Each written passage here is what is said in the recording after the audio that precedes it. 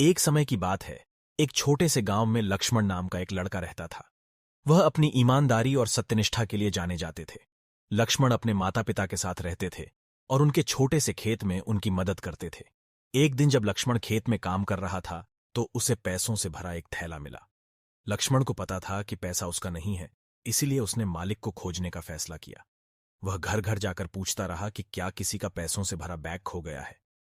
आखिरकार उसे एक बूढ़ा आदमी मिला जिसने अपनी जीवन भर की सारी जमा पूंजी खो दी थी। बूढ़ा व्यक्ति अपने पैसे वापस पाकर बहुत खुश हुआ और उसने लक्ष्मण को उसकी ईमानदारी के लिए धन्यवाद दिया। लक्ष्मण की ईमानदारी की खबर पूरे गांव में फैल गई और वह अपनी ईमानदारी के लिए प्रसिद्ध हो गया।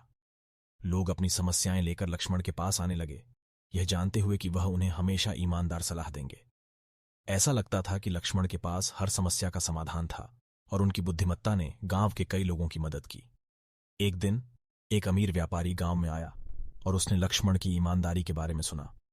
उन्होंने लक्ष्मण को भारी वेतन देने का वादा करते हुए अपने सहायक के रूप में नौकरी की पेशकश की।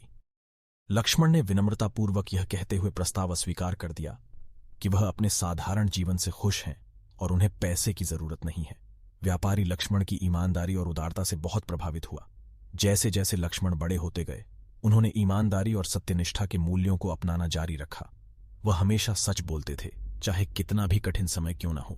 लोग उन पर भरोसा करते थे और उनकी ईमानदारी के लिए उनका सम्मान करते थे। लक्ष्मण गांव की युवा पीढ़ी के लिए एक आदर्श बन गए और उन्होंने उन्हें सच्चा होने का महत्व सिखाया। कई वर्ष बीत गए और लक्ष्मण वृद्ध हो गए। एक दिन वह बीमार पड़ गए और उन्हें पता चल गया कि उनका समय निकट आ गया है। गांव उनके चारों ओर इकट्ठा हो गया और वर्षों से उनके द्वारा प्रदान की गई सभी मदद और मार्गदर्शन के लिए अपना आभार व्यक्त किया। लक्ष्मण ने मुस्कुराते हुए कहा कि वह ईमानदारी का जीवन जीकर खुश हैं और चाहते हैं कि सभी लोग इसी रास्ते पर चलें। अपनी आखिरी सांस के साथ लक्ष्मण अपने पीछे ईमानदारी और सत्यनिष्ठा की विरासत छोड़कर चले गए। गांव ने उनके नाम पर एक पार्क का नाम रखा, ये सुनिश्चित करते हुए कि उनकी शिक्षाएं आने वाली पीढ़ियों को प्रेरित करती रहेंगी। लक्ष्मण की कहानी एक किंवदंती बन गई, जिसने सभी को याद दिलाया कि ईमानदारी हमेशा सबसे अच्छी नीति होगी।